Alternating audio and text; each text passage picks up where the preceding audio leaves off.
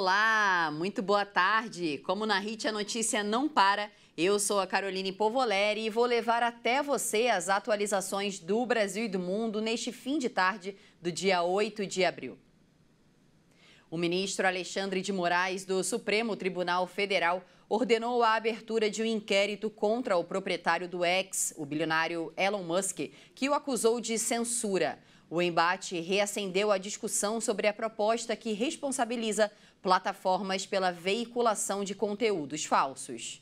Na decisão, Moraes citou uma suposta instrumentalização criminosa do X, o antigo Twitter, por Musk, que também é CEO e dono da empresa aeroespacial SpaceX e da montadora de carros elétricos Tesla.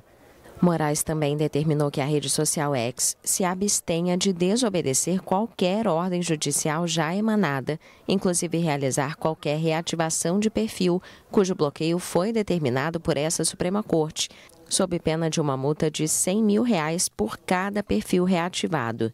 Nos últimos anos, o próprio Alexandre de Moraes ordenou o bloqueio de contas no X, algumas suspeitas de disseminar desinformação. No sábado à noite, Musk iniciou uma série de ataques contra Moraes no X, especialmente dizendo que contestaria suas decisões legais, removendo todas as restrições que lhe foram impostas, sem dar mais detalhes.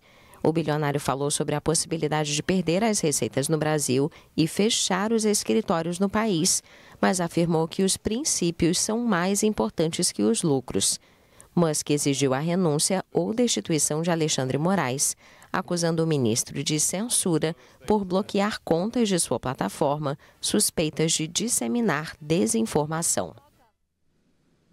E mudando de assunto, o Supremo Tribunal Federal esclareceu por unanimidade os limites para a atuação das Forças Armadas. Por 11 votos a 0, a Corte decidiu que a Constituição não permite uma intervenção militar constitucional e nem encoraja uma ruptura democrática. O esclarecimento foi feito em uma ação do PDT, relatada pelo ministro Luiz Fux e julgada em plenário virtual. O julgamento termina às 23h59 desta segunda, mas todos os ministros já votaram. Com o resultado, o STF também rejeita a tese de que as Forças Armadas seriam um poder moderador, ou seja, uma instância superior para mediar eventuais conflitos entre legislativo, executivo e judiciário.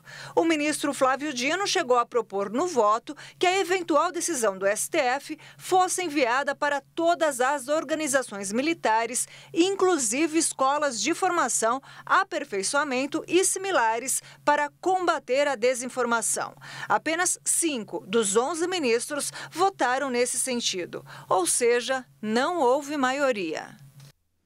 O número de mortes por homicídio caiu no Brasil, mas fechou 2023 com uma média de 103 vítimas por dia. A queda de 3,31% é a primeira registrada desde 2020. As cidades que tiveram mais vítimas foram o Rio de Janeiro, Salvador e Manaus.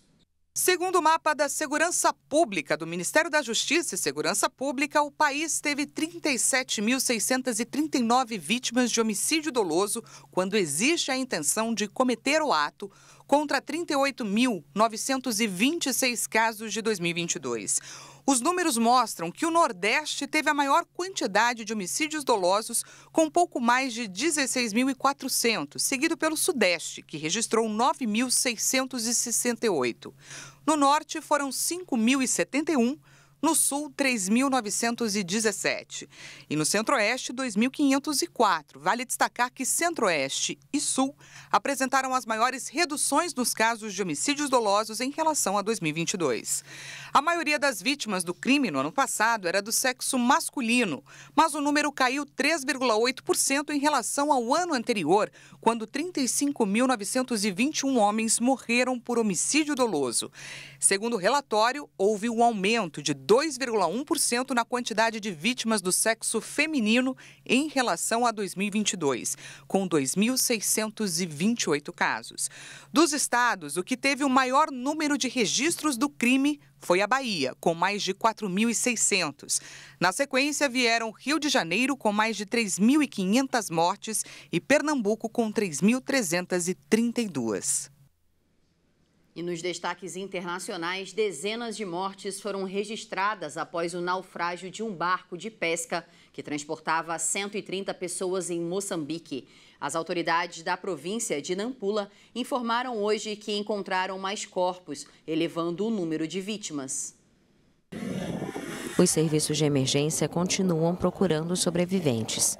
Muitas crianças viajavam na embarcação sobrecarregada com destino à pequena ilha de Moçambique quando o barco afundou na madrugada de domingo. O secretário de Estado de Nampula, Jaime Neto, afirmou que a maioria dos passageiros tentava fugir do continente devido ao pânico causado pela desinformação sobre um surto de cólera. O barco não era adequado para o transporte de passageiros e estava superlotado.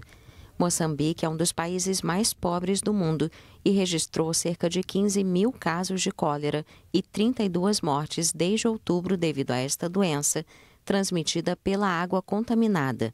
A província de Nampula é uma das mais afetadas e registrou 1/3 dos casos.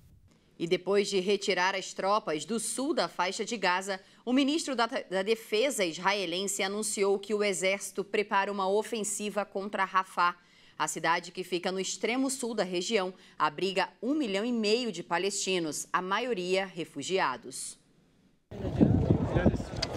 Israel retirou as tropas do sul da faixa de Gaza. No domingo, 6 meses após o início da guerra devastadora contra o Hamas, o exército israelense disse que concluiu uma missão em Khan Yunis, cidade natal de Yahya Sinwar, um dos líderes do movimento islamista palestino. Israel, no entanto, esclareceu que uma força significativa vai continuar no enclave sitiado para conduzir operações precisas baseadas em inteligência. Após o anúncio, dezenas de refugiados palestinos em Rafah, no extremo sul da faixa de Gaza, iniciaram viagem de volta a Khan Yunis. A cidade é de partir o coração. É incrível. Não esperávamos a magnitude da destruição. Não há uma casa sem Marte, feridos ou que não esteja destruída. Não há palavras para descrever. O ministro da Defesa israelense, Yoav Gallant, afirmou que as tropas foram retiradas de Khan Yunis para se preparar para futuras missões, as quais incluem um ataque a Rafah. A ONU estima que 1,5 milhão de palestinos se espremam nesta cidade que faz fronteira com o Egito e é o único grande centro urbano da faixa de Gaza que ainda não foi alvo de uma operação por terra. O primeiro-ministro israelense Benjamin Netanyahu descarta um cessar-fogo sem que o Hamas liberte todos os reféns, enquanto o Egito recebe uma nova rodada de negociações em busca de trégua. As conquistas da guerra são grandes. Eliminamos 19 dos 24 batalhões do Hamas, incluindo comandantes sêniores. Matamos, ferimos ou capturamos um número significativo de terroristas. Expurgamos Al-Shifa e muitos outros quartéis generais. Destruímos fábricas de mísseis, armas e munições e continuamos destruindo sistematicamente o que está no subsolo. Estamos a um passo da vitória.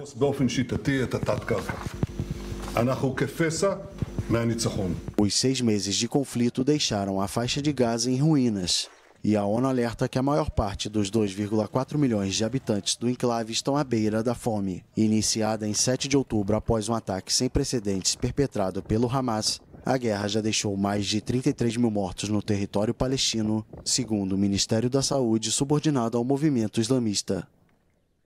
E por hoje é só, essa edição fica por aqui. Mais informações você acompanha logo mais às 5 da tarde com a Beatriz do Vale. Um ótimo fim de tarde para você. Tchau!